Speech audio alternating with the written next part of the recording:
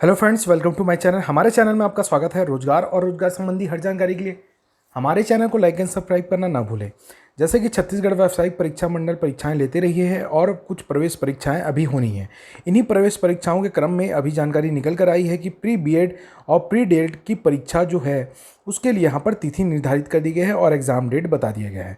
अंत तक जुड़े रहिएगा। सारी चीज़ें, सारी इन्फॉर्मेशन, सिलेबस, कब एग्ज़ाम फॉर्म भरा जाएगा, कब इसका एग्ज़ाम है, सारी जानकारी मैं यहाँ पर वीडियो में दूंगा।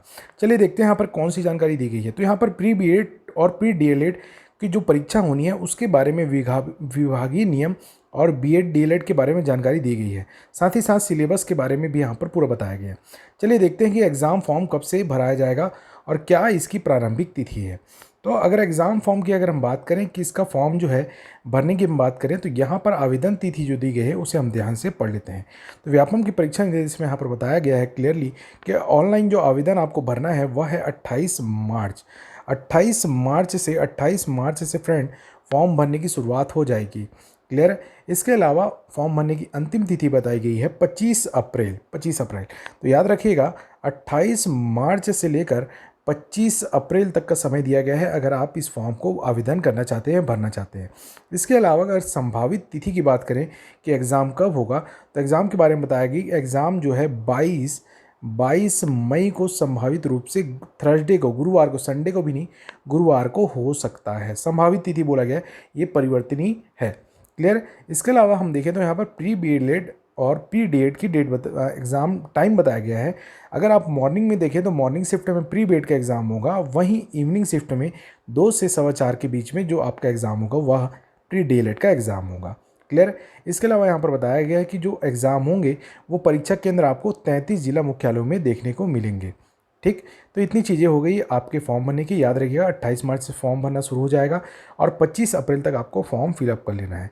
इसके अलावा जहाँ पर सबसे इंपॉर्टेंट चीज़ कि अगर आप फॉर्म भर रहे हैं तो सबसे पहले अपनी प्रोफाइल अपडेट कर लीजिएगा व्यापम की वेबसाइट में, उसके बाद ही आप फॉर्म भर सकते हैं।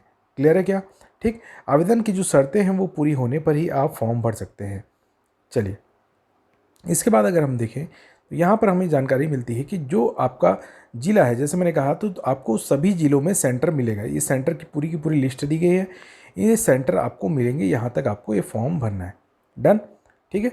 चलिए इसके बाद हम देखें तो अगली जानकारी जो हमें मिलती है यहाँ पर परीक्षा तिथि के अलावा वह है सिलेबस। तो सिलेबस को हम अगर देखें तो यहाँ पर डीएलएड के अगर सिलेबस को देखो तो डीएलएड के सिलेबस में बताया गया है 30 अंकों का डीएलएड, यानी कि जो प्राइमरी के लिए जो है फॉर्म, हायर सेकेंडरी के लिए जो फॉर्म भर रहे हैं प्राइमरी के लिए, उनके लिए यहाँ पर ये सिलेबस है। तो प्राइमरी के लिए, डीएलएड के लिए जो है हम फॉर्म भरेंगे उनके लिए 30 अंकों का यहाँ पर सामान्य योग्यता, मानसिक योग्यता पूछे जाएंगे। इसके अलावा अगर हम बात करें सामान्य ज्ञान के 20 अंक पूछे जाएंगे, जिसमें आपको भारतीय इतिहास, राजनीति विज्ञान, अर्थशास्त्र, भूगोल, सामान्य ज्ञान के प्रश्न आपको देखने को मिलेंगे। क्लियर है। उसके बाद देखिए तो यहाँ पर पेडागॉजी यानी कि आपका शिक्षण अभिरुचि से 30 अंक के प्रश्न पूछे जाने हैं। सामान्य हिंदी की बात करें तो वह 10 अंकों का आना है। क्लियर है।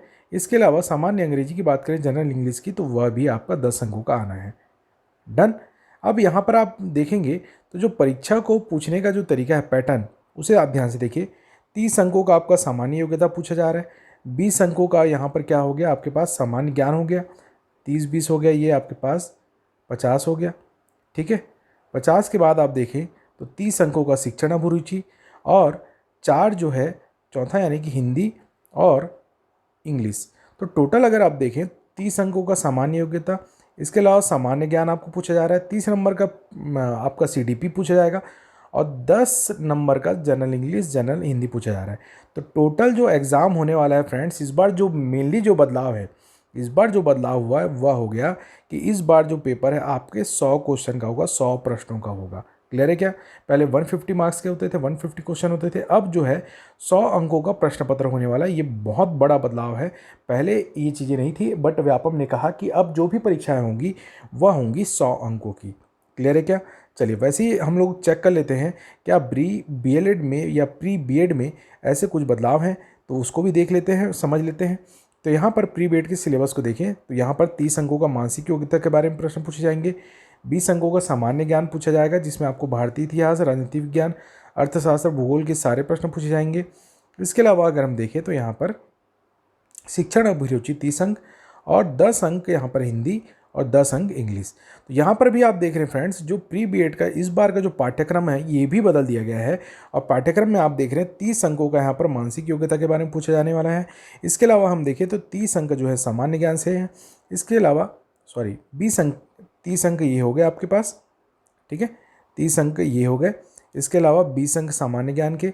सीडीपी का अगर हम देखें तो सीडीपी के 30 प्रश्न आने वाले हैं और 10 अंक आपके कितने हो जाएंगे, आपके अंग्रेजी और हिंदी के हो जाएंगे। ठीक, तो ध्यान रखिएगा फ्रेंड्स, इस बार सिलेबस में बदलाव है। सिलेबस को बिल्कुल ध्यान से पढ़ के जाइएगा। सामान्य ज्ञान का एक बार सामान्य ज्ञान, और साथ ही साथ इस बार मैथ्स रीजनिंग के, या बोलना चाहिए तार्किक जो आपके प्रश्न हैं उसका एक इम्पॉर्टेंट रोल हमें नज़र आ रहा है, यानी रीजनिंग का एक इम्पॉर्टेंट रोल हमें यहाँ पर दिखता हुआ नज़र आ रहा है और उससे यहाँ पर प्रश्न पूछे ही जाएंगे। क्लियर। बाकी सामान्य ज्ञान में आप देखें तो ये सब चीज़ें जो हैं आपके इकोनॉमिक्स, हिस्ट्री, भूगोल जो आपने पढ़ रखा होगा उससे ही रिलेटेड पूछे जा रहे हैं। खेल की शिक्षा संबंधित भी आपका सिलेबस है और शिक्षण अभिरुचि का भी सिलेबस आपको अलग से दिया गया है।